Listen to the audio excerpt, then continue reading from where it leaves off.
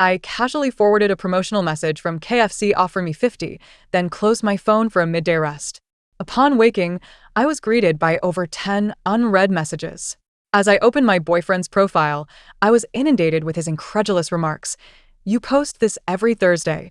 Is it truly necessary? Today you snag 50, tomorrow another 50. Can't you aspire for something greater? If you can't afford it, then don't eat." How utterly embarrassing. In that moment, I decided to end our relationship. Shortly after, he sent me a link titled Breakup AA Settlement System. It's a new initiative from the Civil Affairs Bureau. If we're to part ways, let's first settle our accounts and see just how much you've profited from me. I laughed and agreed, but when the day of reckoning arrived, he was in tears, pleading with me not to leave. As Chin Emo stepped through the door that evening, he forcefully dropped a bag of KFC on the foyer floor. The cold, greasy fried chicken rolled out, leaving an unsightly oil stain on my recently cleaned floor. I bent down to retrieve it, and he languidly remarked that I was in a foul mood earlier in the day, urging me not to be upset and suggesting I eat what was left rather than waste it. Without uttering a word, I tossed it directly into the trash bin. Chin Emo paused for a moment, then erupted in anger, questioning why I was upset when he had procured the meal for me. Could I not cease this childish behavior? I pulled out my phone and displayed a post from his intern, shared just an hour prior. "Thank you, Mr. Chin, for the KFC family bucket. Working overtime is no longer exhausting. Mua." Next to it was a half-visible hand adorned with a wedding ring, flashing a peace sign. She had the audacity to offer me her leftovers as if it were a gracious gift. "Chin Emo, do you genuinely believe I have a desire for KFC?" He was momentarily taken aback, but quickly softened his tone, claiming he was merely showing concern for the hardworking young lady, insinuating that I was overreacting. I refrained from engaging in a rebuttal and simply stated, "Chin Emo, let's break up." He abruptly lifted his head, incredulity etched across his face. "What did you say? Break up?" After a couple of seconds of stunned silence, a sardonic smile crept onto his lips. "Sure, go ahead and initiate your breakup settlement system. Let us head to the Civil Affairs Bureau and settle the score properly." I had intended to provide him with an easy way out, but with things escalating to this point, it was clear he was pushing me. Chin Emo seized my arm and dragged me outside. Just as we reached the entrance of the Civil Affairs Bureau, a disheveled man stumbled out, waving his arms and shouting, "No splitting bills! No splitting bills! No splitting bills!" Chin Emo cast a glance at him, a smirk curling at the corners of his mouth. "Did you see that? He must have taken advantage before and is now panicking over the reckoning. Once this system is activated, it binds you for life. There's no stopping midway. Sun Yen. If you regret it, now is the time to say something soft." I ignored him, freeing my arm and striding directly into the bureau. Chin Emo lingered for a few seconds before catching up, gritting his teeth. "Fine, just wait until the settlement. I want to see you cry." After completing the breakup registration, he swiftly scanned the code to download the system, his fingers flying over the screen as if fearing I might change my mind and undercount his dues. "You two have registered for a breakup and will enter a cooling-off period of 15 days. During this time, all shared expenses will continue to be recorded," announced the staff as they handed over a manual. Chin Emo didn't even glance at it, disdainfully tossing it into the trash, exuding an air of arrogance. I carefully accepted the manual, folding it neatly and stowing it in my bag. Upon exiting the Civil Affairs Bureau, he strode away without looking back, only to turn and declare, "Sun Yen, from this day forth, I shall give you not a single cent and will not return home for dinner unless you beg me." I shook my head. It was unnecessary to think twice, for I knew he would soon regale his colleagues with tales of my supposed dependence on him, insinuating that I could not live without him. He might even drag that female intern along to meticulously calculate how much he had wasted on me over the years. 2. To be candid, I held little faith in this system. After all, as the daughter of the wealthiest man in Haicheng, I had seamlessly inherited the family business upon graduating from university, never having worked a single day in my life. My parents merely instructed me to feign poverty before marrying him, as a test of his character. Meanwhile, Chin Emo had thrived over the past few years, securing a position at a prominent tech company immediately after graduation and advancing to a managerial role within 3 years. Naturally, he bore the brunt of household expenses, including rent and utilities. Currently, his income exceeded 30,000, while my sporadic earnings from social media barely amounted to 1,000. As things stood, my income scarcely covered utility bills, leaving me uncertain of how much I owed him. Compelled by an inexplicable impulse, I opened the app to check the compensation amount, only to find the transaction history from last Thursday clearly marked as settling. After studying the manual for a while, I set my phone aside and prepared to wash some clothes. Shortly thereafter, Chin Emo returned, humming a tune and casting a glance at me before carelessly tossing a cold sushi container onto the coffee table. My colleague did a quick calculation for you. You owe me about 600,000 to 700,000. At that moment, 2 notifications pinged on my phone regarding payment deductions. Sun Yen, payment of 6,000 yuan required, covering 3 years of KFC expenses totaling 5,880 yuan. Chin Emo, payment for this KFC meal, 120 yuan. Almost simultaneously, Chin Mo's phone chimed with a notification. Upon opening it, a smug grin spread across his face. See? The system accounts for everything. 3 years of KFC every week adds up to exactly 5,008. And with today's meal, you owe me a total of 6,000. I was at a loss for words. Had I eaten that KFC? What? The system acknowledges the debt. And you still want to argue? Chin Emo crossed his arms, relishing my predicament as he declared, my colleagues mentioned that if you refuse to pay, the system has a penalty mechanism. The fines could double, so don't say I didn't warn you. I clenched my teeth, realizing that arguing at this moment was futile. Upon seeing the bill, Chin Mo's amusement was palpable. This was merely the beginning. He waved his phone, eyes gleaming with anticipation, noting that there were still 5 years of rent and utility bills to account for, as well as all the items I had purchased for you. Every single one would need to be meticulously calculated, and I would soon find myself in tears. Hearing him speak, I recalled the manual I had just perused. It explicitly stated that during the cooling-off period, the system merely calculated shared expenses, which was only the surface. If it could be proven that these amounts were not for mutual expenditures, Chin Emo would not only owe me money but would also have to compensate me tenfold. Just as I was about to remind him, Chin Emo abruptly interrupted, extending a payment code. Hurry and pay up. After I obediently transferred the 6,000 yuan, Chin Emo was finally satisfied, leaving me with a parting remark, just wait for the next bill, let's see how long you can hold out. I slumped onto the sofa, contemplating my next move against him when my phone vibrated unexpectedly. It was a message from Chen Mo's female intern. She sent me a photograph of him with his arm around her shoulders, both smiling intimately, the backdrop unmistakably that same KFC from the previous night. I raised an eyebrow and smiled. Evidence had arrived. 3. I promptly saved the photograph. Moments later, a message from Jiang Cici popped up. Sister Nyan, Manager Chin was with me for dinner yesterday, which is why he got home late. Please don't take it to heart. I stared at the screen, my fingers swiftly taking a screenshot to preserve the incriminating text. The clause regarding maliciously shifting expenses flashed through my mind, and I smirked, quickly responding, of course not. I don't mind at all. Seeing me so meek, Chin Emo became even more brazen. In the days that followed, he began frequently staying out late. And each time he spent money, it was calculated meticulously. For instance, after taking Jiang Cici out for lavish meals, he would toss me the remnants in greasy plastic bags, condescendingly stating, "This is for you, don't waste it." Additionally, he bought Jiang Cici a Dior bag but carelessly discarded the empty box on our coffee table, proclaiming, "The box is quite nice, consider it a gift." He sought to blur the lines of shared expenses, and the system indeed complied with his wishes. Expenses for a Western restaurant totaled 1,280 yuan, while purchases at a luxury goods store amounted to 89,000 yuan, both recorded as shared expenditures. The system incessantly pushed notifications for these bills, each annotated as shared expenses. On one occasion, he even presented a receipt for flowers he bought for Jiang Cici, insisting it be logged as a shared emotional expense, and astonishingly, the system temporarily accepted it. By the 12th day, the system generated a summary bill, indicating that I had been charged a staggering 500,000. I said nothing, simply paying the bill in silence. After receiving the transfer, Chin Emo promptly headed to a bar, undoubtedly to indulge in another night of revelry with Jiang Cici. That night, he returned home in the latter half of the night, clad in the season's limited edition fashion. With an air of superiority, he tossed a steak wrapped in aluminum foil towards me, splattering grease onto my tablet. You must have been unable to afford meat for quite some time, all in the name of repaying debts, he sneered, his tone dripping with disdain.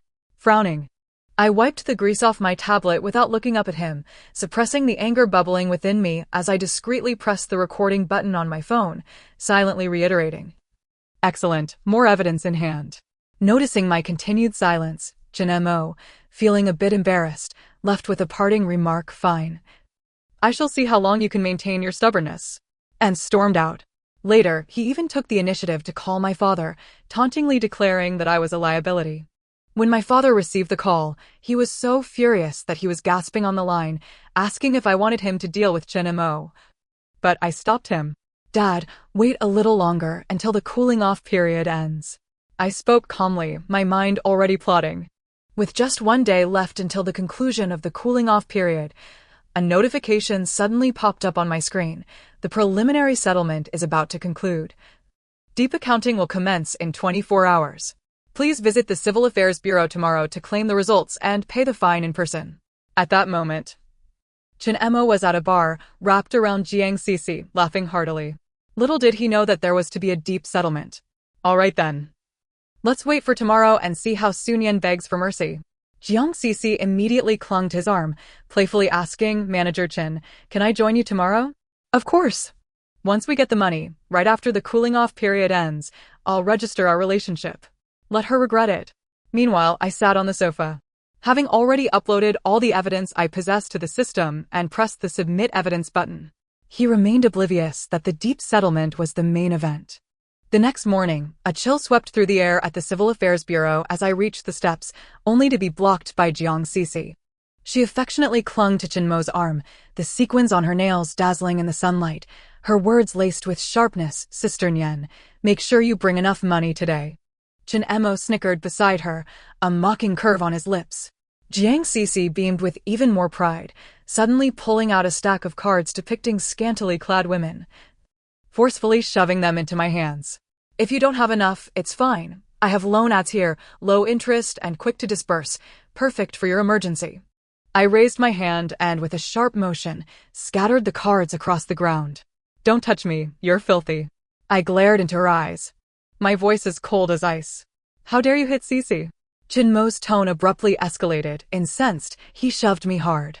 I stumbled back a step, and he immediately shielded Jiang Cici in his embrace, glaring at me with wide eyes. "Sun Yan, you're pushing it. After the settlement, let us see how arrogant you remain." Amidst our quarrel, a group of people suddenly swarmed from the street corner, Mo's colleagues. They held colorful balloons and a bright red banner that read, "Celebrating Manager Chen's liberation from burdens, embarking on a new journey," the words glaringly obnoxious. "Oh, isn't the Sun Yan? You really dared to show up?" One of them jeered. "Manager Chen is finally free. He no longer has to support a deadweight. I heard she lost 500,000? She'll probably cry on the spot today." The laughter pierced through me like needles as Mo cast a disdainful glance in my direction, his chin held high, clearly relishing the limelight. Jiang Cici whispered something in his ear, prompting him to laugh even more smugly, his hand playfully pinching her cheek. I regarded this motley crew of clowns with a cold snort. Mo is trash, and they can have him if they wish. My words seemed to poke a hornet's nest. Just as Mo was about to roll up his sleeves to retaliate, a staff member from the Civil Affairs Bureau emerged, holding 2 agreements with a serious expression. "You two may enter. The results of the deep settlement are out." Inside the hall, the staff placed the agreements before us and explained that the deep settlement involved 2 parts. Joint expenses must be settled on the spot, while hidden expenses would be bound for life, deducted monthly from accounts. I meticulously scrutinized the terms, my finger pausing at the line stating hidden expenses include compensation for emotional distress. However, Mo impatiently snatched the pen, signing his name with an aggressive flourish, the pen tip nearly tearing through the paper. "Hurry up." He pushed the signed agreement back towards me. "Let us see how much she owes me." The staff gave him a long look, then picked up a tablet and gently tapped the screen. The crisp notification echoed through the otherwise quiet hall, drawing everyone's attention like a spotlight. Chen Mo must pay Sun Yen 6 million, including malicious transfer of expenses with tenfold compensation totaling 8 million. Sun Yen, no payment required. Chen Mo's smile instantly froze, his eyes widening in disbelief as he rubbed his eyes vigorously, exclaiming, "This is impossible. It must be a glitch in your system." Chen Mo slammed his hand on the desk, causing the documents to rattle violently. "Your system must be faulty. Sun Yen was clearly supported by me. How could it be that I owe her 6 million? The staff bent down to retrieve a handbook, identical to the one Chen Mo had previously thrown in the trash. "Mr. Chen, please see here." She opened the handbook to page 17, pointing to the bolded clause. Malicious transfer of non-joint expenses to the partner's name, once verified, requires tenfold compensation. As she spoke, she raised the tablet, and the screen began to scroll through the details. On March 12th, you spent 280 yuan at a couple's restaurant, with the actual companion being Jiang Cici. Yet it was marked as a joint dinner, totaling 280 yuan. On April 5th, you spent 89,000 yuan at a luxury store for a women's handbag, delivered to Jiang Cici's apartment, marked as a joint expense, totaling 89,000 yuan. With each item read, Chen Mo's complexion paled further, veins bulging at his temples, his knuckles turning white from the strain. Impossible. He opened his mouth to protest, but words failed him. Also, there's the weekly 50 yuan at KFC for 3 years, which was deemed a voluntary gift by you, not a joint expense, totaling 880 yuan. The staff adjusted her glasses and continued, after summing all items. The total of your maliciously transferred expenses amounts to 580,000 yuan, and the tenfold compensation totals 8 million. Chen Mo's lips quivered. Cold sweat trickled down his temples, and his shirt was instantly drenched, clinging to his body. Suddenly, as if a thought struck him, he grasped Jiang Cici's hand desperately, his tone begging, "Cici, you must help me explain. Those bags were clearly what you wanted. How can they be counted as joint expenses with Sun Yen?" Jiang Cici, however, abruptly jerked her hand away, stepping back a pace, her eyes devoid of warmth. "Manager Chen, meals can be chaotic, but words must be chosen carefully. Those bags were gifts you willingly gave me. I didn't force you." Chen Mo turned to his colleagues, his voice trembling. "You all know me. How could I possibly do this? It must be a mistake by the system. Please testify for me." The colleague who had been most enthusiastic about holding the banner quickly turned away, mumbling, "Brother Chen, how could we know the specifics of your expenses?" Others also averted their gazes, none daring to speak, fearful of being entangled in this trouble. The staff closed the handbook, her tone grave. "Mr. Chen, the evidence chain is complete, and the system's judgment is indisputable. According to regulations, this 8 million must be settled on the spot. Otherwise, we will initiate enforcement procedures." "What? Settle on the spot?" Chen Mo seemed to have been drained of all his strength, abruptly collapsing onto the chair, his hands thrust into his disheveled hair, his knuckles turning pale from exertion. "But I simply do not have that much money," he exclaimed. Suddenly, he lifted his gaze to meet mine, fear flickering in his eyes for the first time, tinged with a hint of humility. "Sun Yen, please spare me. We have at least shared a past together." As I beheld his disheveled form, memories flooded back of the leftovers he had callously discarded, the indelible grease stains on the tablet, and the contemptuous expression he wore when he had said, "What use is there in keeping you?" I merely shook my head gently. The hall was so silent that I could hear Chen Mo's labored breathing, while his colleagues began to stealthily inch away, using the pretense of turning to slip out. At that moment, Chen Mo, as if seizing a lifeline, grasped Jiang Cici's hand with desperation, urgently turning to the staff, his voice taking on a different tone. "Most of my expenses have been on her. If I register my relationship with her now, can these settlements be annulled?" The staff member adjusted his glasses and nodded slowly. "In theory, yes. If sufficient evidence can be provided to prove that the expenditures were indeed for the current partner and they agree to shoulder part of the responsibility, a minor portion of the settlement amount could be offset." He paused, his gaze sweeping over Chen Mo's tight grip on Jiang Cici's hand. "However, the maliciously transferred compensation must be paid in full to Miss Su."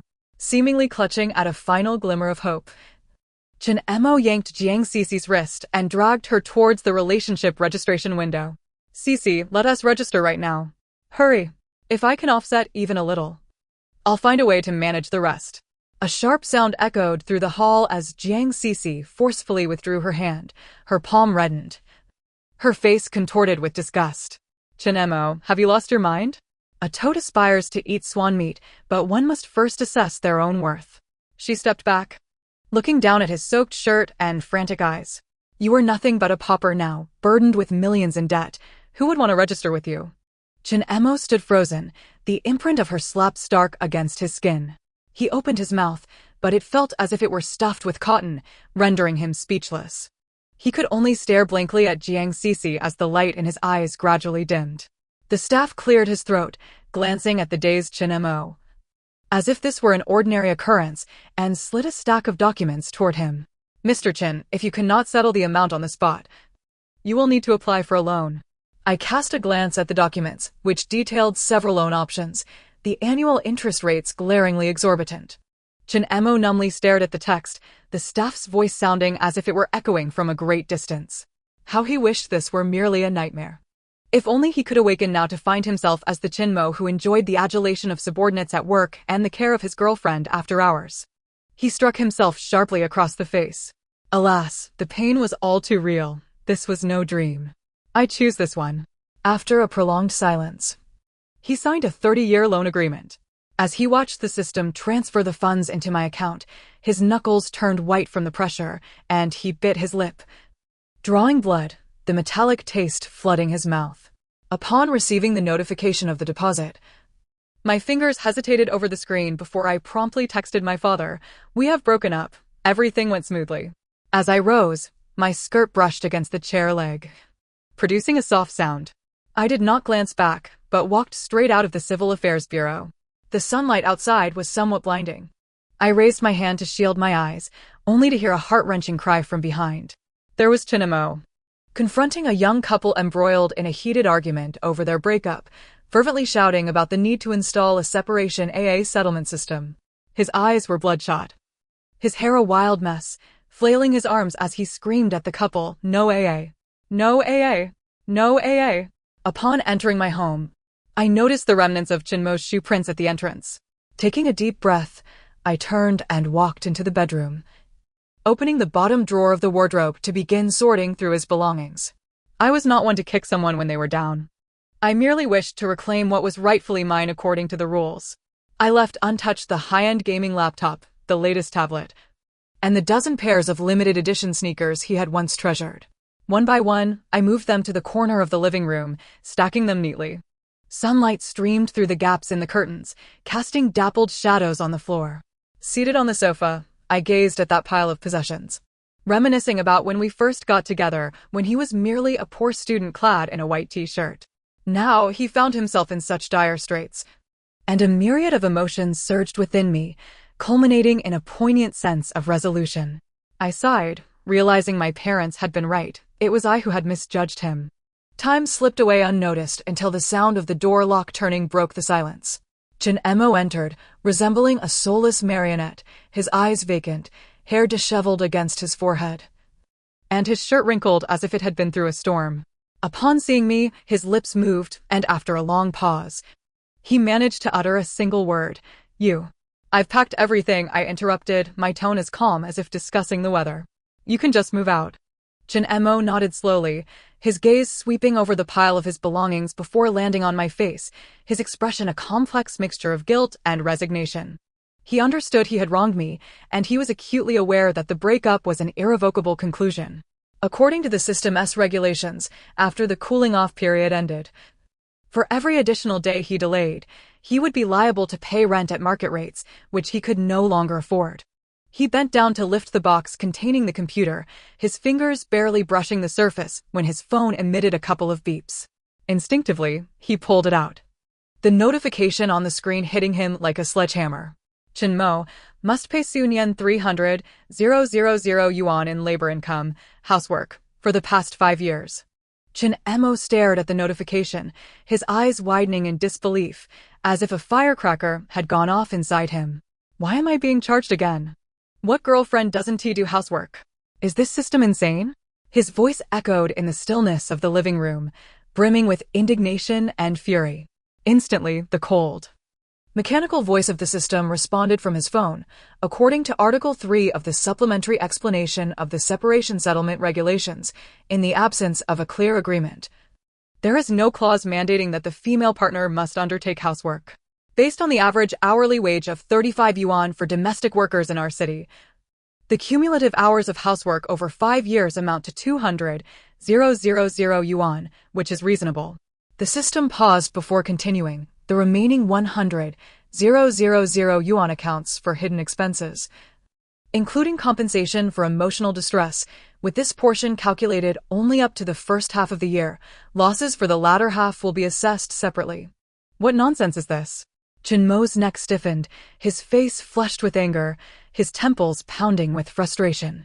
I want to see how you justify this 100,000. As soon as he finished speaking, the screen on his phone flickered and automatically switched to a video interface.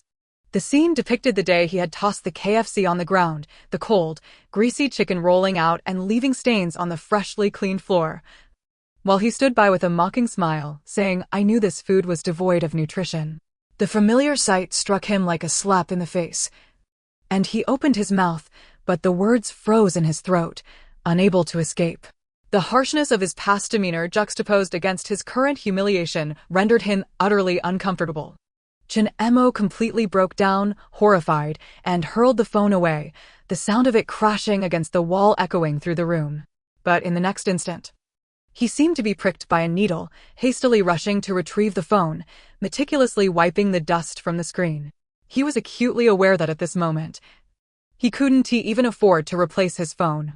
When Chen Mo departed, his silhouette hunched over like that of an elderly man. The limited edition sneakers he once prized were stuffed into a tattered bag, dragging along the ground with a soft rustling sound. After he departed, I finally exhaled, no longer needing to feign the guise of someone who could scarcely afford even a meal at KFC. That very afternoon, our family driver arrived to escort me, and the vehicle glided smoothly into the villa district of the city center. The familiar European-style ornate gate opened slowly, and I knew it was time to return to my true life. My parents had long been awaiting my arrival in the living room. Upon seeing me enter, my mother's eyes brimmed with tears, and she grasped my hand, repeatedly lamenting how much weight I had lost and how I had truly suffered over the past few years. Although my father remained silent, the anguish in his gaze was unmistakable. He immediately turned to the kitchen, ordering a sumptuous feast of my favorite dishes to be prepared. The days that followed were a blend of comfort and delight, enveloped in a cocoon of exquisite cuisine and heartfelt concern, and my previous pallor was soon revitalized. I had believed that my entanglements with Chen Mo were a thing of the past, yet half a month later, I received an unexpected text from an unfamiliar number. Upon opening it, I discovered it was from Chen Mo. "Sun Yan, could you please come to the city center hospital? I have something to return to you." On my way to the hospital, I remained perplexed about what Chen Mo intended to return. Following the address he provided, I found the VIP ward, and upon entering, I was met with the sound of Chen Mo's mother berating me, accusing me of being ungrateful for relying on her son. She waved her arms animatedly, the jade bracelet on her wrist, a gift from me, gleaming as she gestured. Chen Mo sat by the bed, peeling an apple, and paused, startled, at my entrance. "You dare to come?" Upon hearing the commotion, his mother turned and hurled an orange at me, only to be seized by a violent coughing fit, her face turning crimson. Chen Mo hastily set down the apple, rushing to offer her tea and tissues. "Mom, please don't get too worked up." Once her coughing subsided, she scrutinized my Chanel ensemble and newly styled curls, her ire intensifying upon noticing the diamond earrings adorning my earlobes. "Dressed like a vixen. Flaunting all these precious items, are they not all bought with my son's money? You squander without earning a dime, you wretched creature." It dawned on me then that Chen Mo had not disclosed our breakup nor mentioned the substantial loan. His mother still perceived me as a mere girlfriend living off her son. I glanced at Chen Mo, who immediately averted his gaze, unable to meet my eyes, his hand trembling as he continued to peel the apple. "If it weren't for your relentless pursuit, my son would never have been with you. And you didn't even bring any supplements." His mother's tirade grew increasingly vitriolic. Suddenly, a dull thud echoed through the room. Chin Mo knelt by the bed, his knees crashing onto the floor, sending a tremor through the space. He looked up at his mother, eyes fixed on the jade bracelet, his voice tinged with desperation. "Mom, please stop scolding her. That bracelet was a gift from Sun Yen." In that moment, I comprehended the system's mandate. Chin Mo's mother was compelled to return the bracelet to me. Stunned, she gaped at him, her eyes wide with disbelief. Then shifted her gaze to me, her bony fingers pointing back and forth between us. "What on earth is going on? Is this woman blackmailing you?" "Mom, it's not what you think," Chin Mo began, but was promptly interrupted. "Not what I think. This bracelet was given to me to curry favor. Are you trying to take it back?" "Not a chance." Her agitation escalated, and in a fit of rage, she yanked the bracelet off her wrist. "Be careful," Chin Mo exclaimed, lunging forward, but he grasped only air. The bracelet clattered to the floor, splintering into several shards, emerald fragments scattering across the ground. Almost simultaneously, the phone on the bedside table emitted the system's alert sound. Due to continued verbal abuse from the male party's family towards Sun Yen, this constitutes emotional harm, necessitating compensation of 2 million yuan, including the principal of 5 million for the jade bracelet and 500,000 for emotional damages. Chin Mo's mother stared blankly at the shattered jade, then turned to the phone, her eyes widening in shock at the message. 22 million. She clutched her chest, her body tilting as she fainted. When Chin Mo's mother regained consciousness, the hospital room contained only the two of them. Amidst the rhythmic beeping of the monitoring equipment, she finally pieced together the chaotic narrative from Chin Mo's tearful recounting. She flung off the covers and lunged at him, pounding his arm in frustration. "You fool. Why ruin a good life by downloading that AA settlement system? Now look, that woman has taken advantage of us." Chin Mo endured her assault in silence, his head bowed, strands of hair obscuring his eyes. "What good does crying do?" She suddenly collapsed onto the edge of the bed, weeping and lamenting. "The world has changed. Girls nowadays dare to defy us. Our family's honor has been utterly tarnished." Yet her cries were ultimately futile.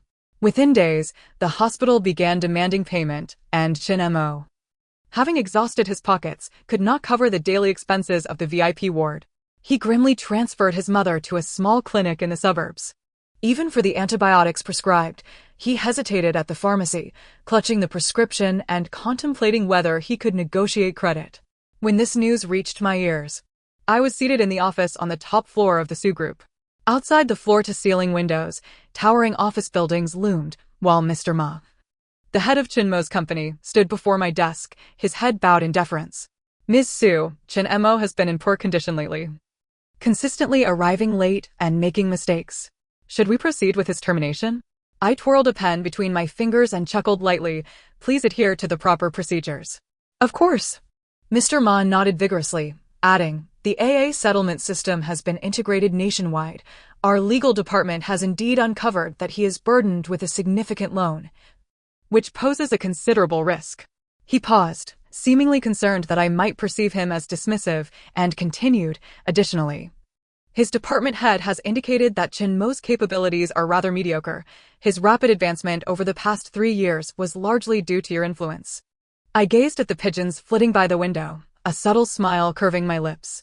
At this point, Chin Mo likely remained oblivious to the fact that his entry into a leading internet company upon graduation was not due to the brilliance of his resume, but rather because my father had slipped a personal business card into Mr. Ma's letter of intent. "Understood," I replied, putting away my pen and rising to approach the window. "Please ensure that legal follows up on this matter, but do not let it interfere with project progress." As Mr. Ma bowed and exited, I caught sight of a local news alert on my phone, the headline reading, "Breakup settlement system sparks controversy. Experts advise caution in romantic relationships." The accompanying image displayed the Ministry of Civil Affairs electronic screen scrolling an announcement about the system upgrade. The blinding sunlight evoking memories of the day Chin Mo and I registered our relationship. I gently closed the page and my intercom rang. It was my secretary's voice. "Ms. Su, the final round of interviews for the new employees is ready." "Understood." I pressed the answer button, my tone calm and unwavering. "Let's begin." With my focus returned to my career, I began frequenting Chin Mo's internet company. After all, Mr. Ma's firm maintained a deep collaboration with the Sue Group, necessitating my personal oversight of project alignments. On the day Chin Mo resigned, I had just concluded a meeting when I unexpectedly encountered him in the stairwell. He wore a faded shirt, dark circles under his eyes, exuding an air of despondency. Upon seeing me, his eyes widened, and his lips moved as if he wished to speak. "Sun-yen? What are you doing here?" His voice was raspy, like sandpaper scraping against wood. Before I could respond, a figure burst forth beside him. Jiang Cece, clutching a folder, her nails painted a garish shade of bright pink, radiated malice. "Oh, if it isn't Sun-yen. A woman of a certain age applying for a job? You must not know your own limitations. Our company has standards." I did not even lift my eyelids, striding directly toward the elevator. At the moment the elevator doors parted, a chilling voice emerged from behind. "Jiang Cece, you have been dismissed. Proceed to formalize your departure immediately. This is Mr. Sue from the Sue Group." As the words echoed, the atmosphere in the stairwell seemed to solidify. Both Chin Mo and Jiang Cece stood frozen in place. The mockery etched on Jiang Cece's face abruptly transformed into a visage of astonishment, as if she had been sculpted from stone. Chin Mo appeared as though struck by lightning. His mouth agape, wide enough to accommodate an egg, his entire frame quivering slightly. As the elevator doors commenced their slow closure, they narrowly encountered several senior executives hurrying towards us, their heads nodding and bowing in reverence, addressing me with a respectful "Hello, Mr. Sue." Chin Mo's pupils abruptly constricted, a dawning realization washing over him as he murmured, "So you are the daughter of Su Nanqing, the wealthiest individual in Haiqing." The last image imprinted in my mind was his face, etched with sheer terror. That very afternoon, news from the Human Resources Department confirmed that both Chin Mo and Jiang Cece had finalized their resignations. When the secretary reported to me, her tone dripped with disdain, recounting how Chin Mo had lamented vociferously upon his departure, claiming that had he known my true identity, he would have never treated me in such a manner.